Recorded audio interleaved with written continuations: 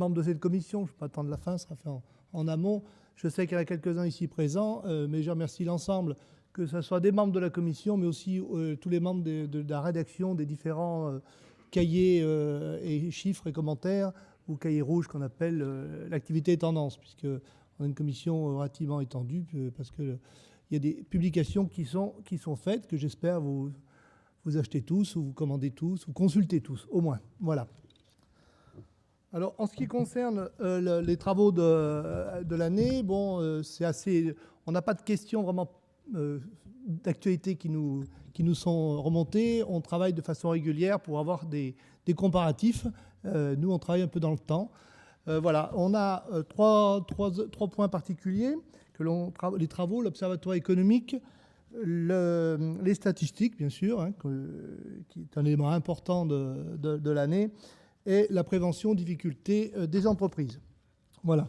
Donc, je remercie aussi les centres qui participent à cet observatoire, à ces statistiques, puisque c'est grâce à vous qu'on peut avoir des chiffres fiables, j'allais dire relativement, effectivement, avec une érosion un petit peu d'adhérents, effectivement, la population diminue légèrement, mais enfin, on a encore matière.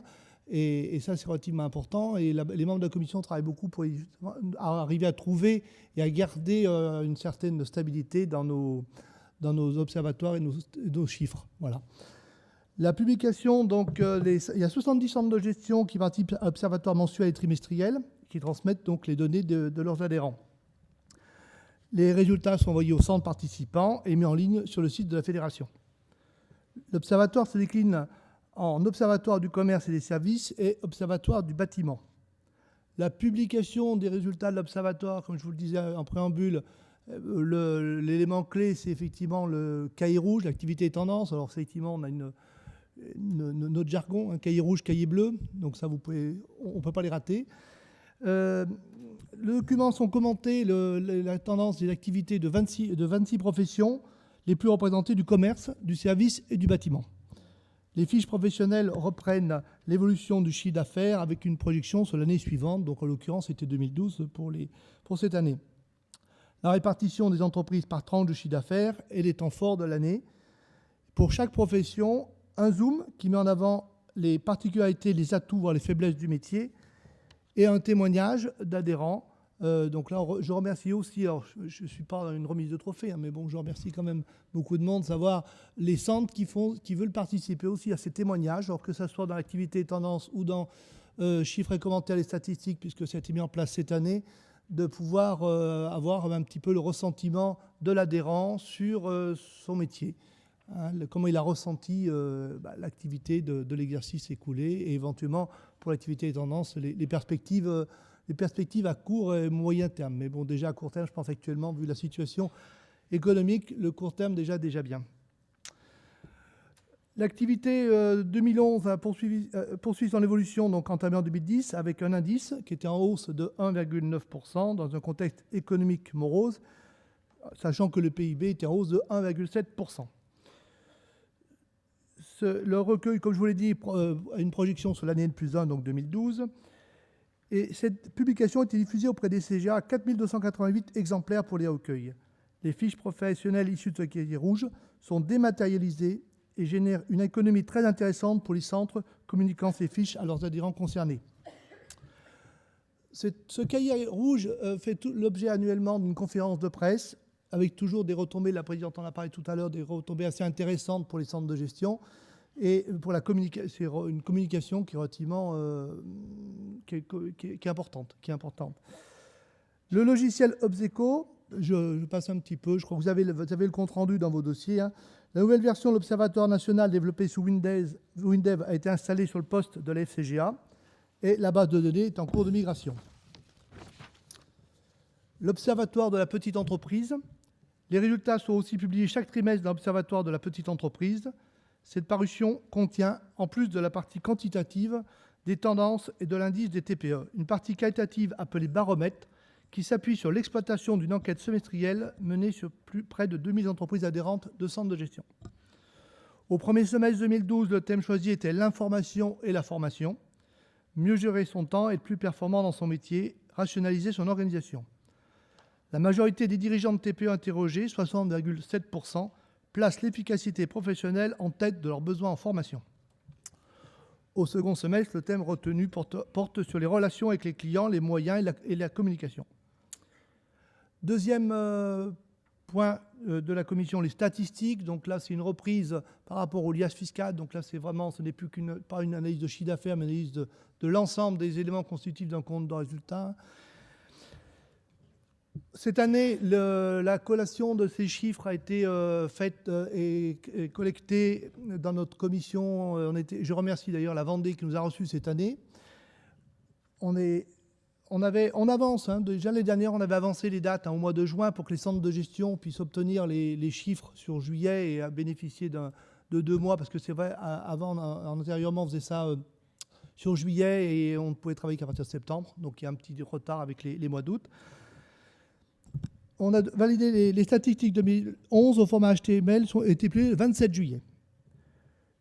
Comme l'an passé, les résultats courants ont été calculés hors cotisation d'exploitant, ce qui permet d'être plus cohérent, puisqu'on avait peut-être certaines incohérences à ce niveau-là par rapport à des méthodes de calcul. Pour mieux répondre aux nouvelles missions des centres, une moyenne professionnelle a été établie en matière de TVA, collectée et déductible. La présentation des tableaux a été modifiée pour prendre en compte ces nouveaux ratios. La publication des résultats, les résultats de ces statistiques sont publiés annuellement sous fichier HTML. La participation de 133 CGA a permis de collecter les données de plus de 282 000 entreprises. Les statistiques représentent 248 professions, 230 professions du commerce et de l'artisanat et 18 professions agricoles. Évolution sur 14 secteurs d'activité. Les tendances de l'ensemble des professions, évolution de chiffre d'affaires 2011-2010, plus 2,6%. Évolution de résultats courants hors cotisation exploitant, plus 2,4%. Ces chiffres confirment l'importance de notre base de données unique au niveau national. Chaque centre a dû recevoir un bon de commande pour pouvoir commander ces publications et ces fiches.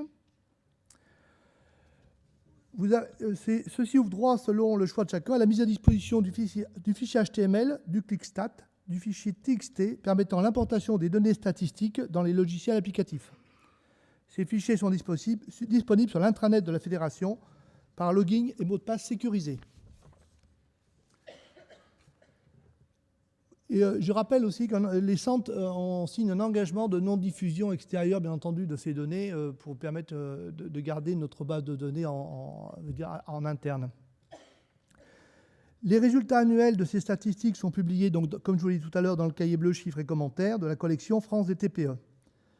Le cahier bleu 18 donc, est en cours, je ne sais pas s'il est parti, mais il était en cours de finition. La maquette a été modifiée cette année, donc on a essayé de recentrer ce cahier sur des fiches métiers plus que sur des fiches secteurs. Donc effectivement, le volume a été plus important puisqu'on travaille sur 72 pages au lieu de 36. Voilà, ce qui va permettre au niveau des fiches de pouvoir à chaque centre avoir ces fichiers et pouvoir les intégrer éventuellement, s'ils le souhaitent, dans leur dossier de gestion.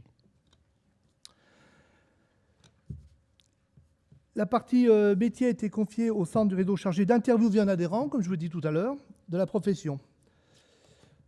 3 nouveaux rédacteurs ont été recrutés, je les remercie, comme je l'ai dit tout à l'heure. Un recoupement, je vais passer ça parce que là vous avez les éléments, je vais aller un petit peu plus vite. Poseco, ça c'est pour l'observatoire, et ce qui permet l'intégration de nouveaux fichiers Poseco comportant les ratios TVA.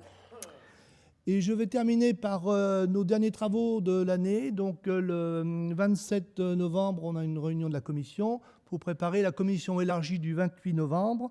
J'espère que vous viendrez nombreux. Ceux qui ne sont pas encore inscrits peuvent encore s'inscrire. Elle présentera ses travaux sur les campagnes statistiques, sensibilisera les centres sur les critères d'invalidation des données, parce qu'effectivement, malheureusement, on a encore des critères d'invalidation, ce qui nous limite un petit peu dans certains secteurs.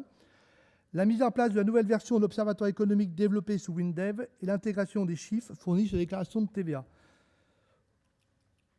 Pour conclure, je vais conclure avec ce que j'ai commencé, c'est remercier les membres de la commission pour la qualité du travail qu'ils ont fait et les centres pour la participation qu'ils ont dans la transmission de ces chiffres et de ces données.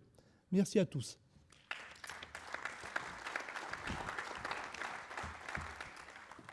Maintenant, je vais passer la parole au haut, avec un X, président et coprésident de la commission formation. Donc j'appelle Jean-Pierre Gors et Guy Staiano.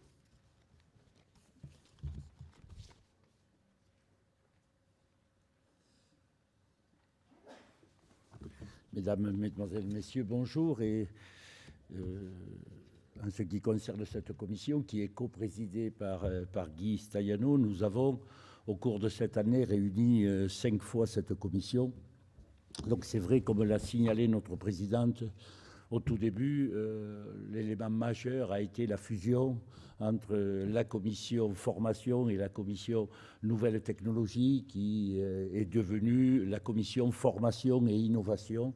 Donc c'est vrai que ça a entraîné quelques bouleversements, mais maintenant nous sommes totalement rodés et nous allons pouvoir continuer à travailler sur cette commission fusionnée. Voilà, donc durant cet exercice, bien sûr, une des priorités a été les stages de formation et ces réunions. Donc, dans le programme 2011 et 2012 de cette formation, qui était quand même, je dirais, une année un peu spéciale, étant donné qu'il y a eu beaucoup de stages qui ont porté sur le nouvel examen de cohérence et de concordance de vérification. Donc, il y a eu plus de 13 stages qui ont été effectués dans toutes les grandes villes de France pour cette formation, compte tenu un petit peu des nouvelles obligations qu'avaient les centres à ce niveau-là. Donc, et il y a eu un regain d'intérêt aussi pour les formations, notamment dans les formations métiers, qui ont pris notamment, j'en citerai que deux, les loueurs à meublés professionnels ou non professionnels,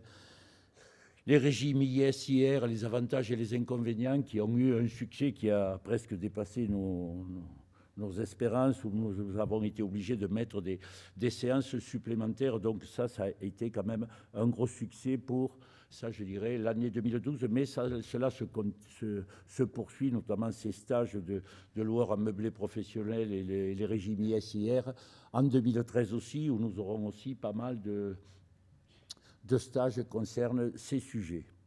Pour le programme de formation 2012-2013, où, comme je viens de le signaler, ces formations de loueurs et de régime IS se continuent, mais de par cette fusion, il y a eu plus d'une quinzaine de formations supplémentaires qui ont été ajoutées au programme de formation. C'est bien entendu, suite aux travaux de l'ancienne commission TI, c'est des formations essentiellement axé sur l'utilisation informatique. Donc c'est vrai, l'univers, j'allais dire, de Windows 8, l'univers de Google, d'Android. Donc il y a pas mal de formations qui sont à votre disposition concernant les technologies ou les nouvelles technologies à ce niveau-là. Donc du moment que nous avons 33 commandes qui avaient été passées d'ici la fin de l'année 2012 et 23 qui se sont réellement tenues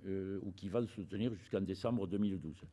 Cette année aussi, j'allais dire, conformément à ce qui se faisait les années antérieures, bon, il y a eu une journée de la formation et de l'innovation qui s'est tenue le 11 septembre à Paris, qui a réuni une cinquantaine d'adhérents et qui était basée sur l'évolution des nouvelles technologies. Donc c'est vrai qu'il y a eu une animation de Windows 8, des réflexions sur certaines pistes stratégiques pour comment effectuer des économies substantielles dans le budget formation. Donc tout ceci a été abordé au cours de cette journée qui, je vous le rappelle, a eu lieu le 11 septembre 2012. Le 30 octobre 2012 a eu lieu aussi la première journée du club Innovation, qui est aussi un club je dirais, de recherche, d'amélioration, notamment dans tout ce qui concerne les technologies et aussi tout ce qui concerne les outils, des nouvelles technologies, mais beaucoup plus, je dirais, dans la partie Google, Android, la visioconférence. Tous ces thèmes-là ont été abordés au cours de cette journée, le 30 octobre, où le club Innovation a tenu sa première réunion. En ce qui concerne les outils techniques et les outils de communication, il y a eu en partenariat avec la commission des études juridiques, la création d'un CD-ROM guide des procédures qui, bien sûr, reprend d'abord le guide des procédures de contrôle à effectuer, des fiches explicatives sur certains points de contrôle et un abécédaire des cas rencontrés et des problèmes résolus avec la documentation juridique. Donc il y a eu aussi de nouveaux supports qui ont été créés notamment relatifs à l'ECV. Ceci a été fait bien entendu en collaboration avec les études juridiques et nous adressons tout particulièrement, ou du moins nos remerciements à Philippe Legault, à Anaïs Lermenier et à Michel Besse qui ont contribué fortement à la réussite et de ce CD-ROM guide des procédures. En ce qui concerne le barème des formations, vous le savez, il y a 53 centres qui participent, bien entendu, à ce barème, mais bon, vous savez que plus nous aurons d'adhérents et plus, bien entendu, cette base deviendra de plus en plus fiable. Donc, je ne peux que vous inciter, pour ceux qui n'y participent pas encore, à participer à ce barème de la formation qui nous permet justement de suivre le plus près possible un petit peu la formation dans les CGA.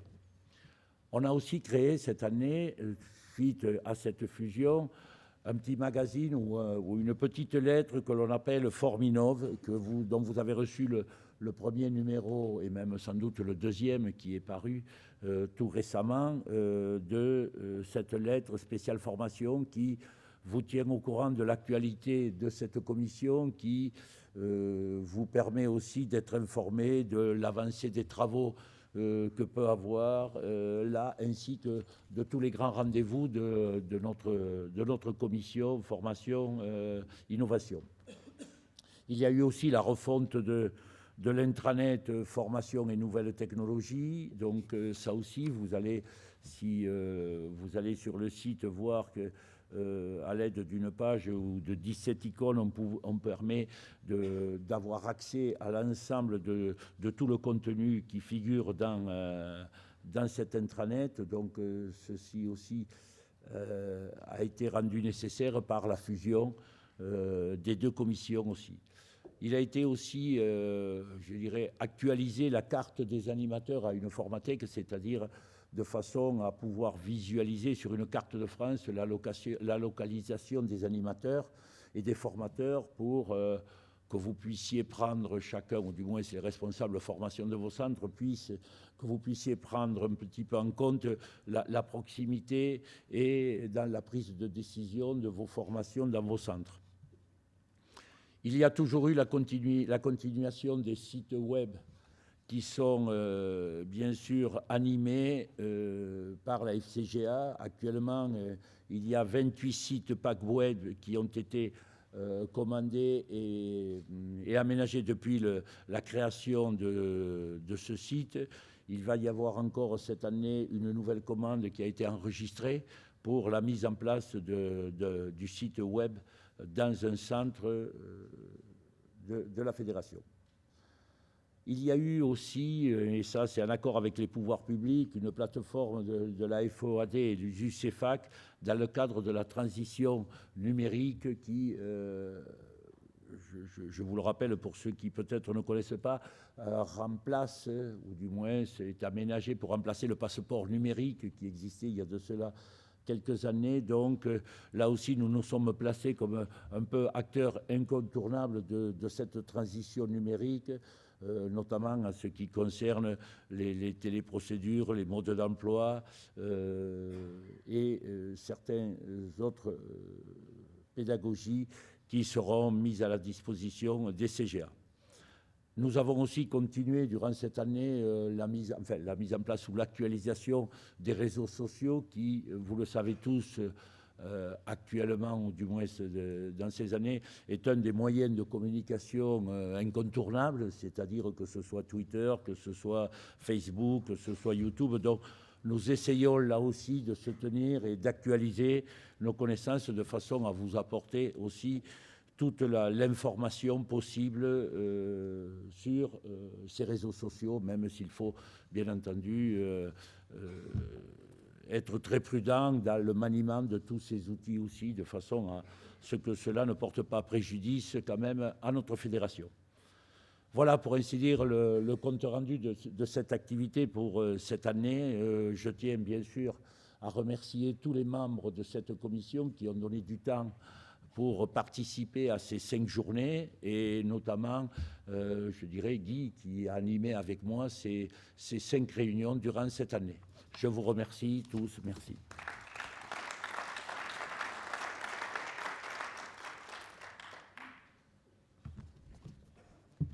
Merci Jean-Pierre. Bon travail. Hein. Il n'a pas fait que d'organiser ces belles journées. En fait, ils ont quand même bien travaillé dans l'année. Voilà, donc maintenant je vais donner la parole à Claude Guillaume, trésorier de la fédération et président de la commission convention collective.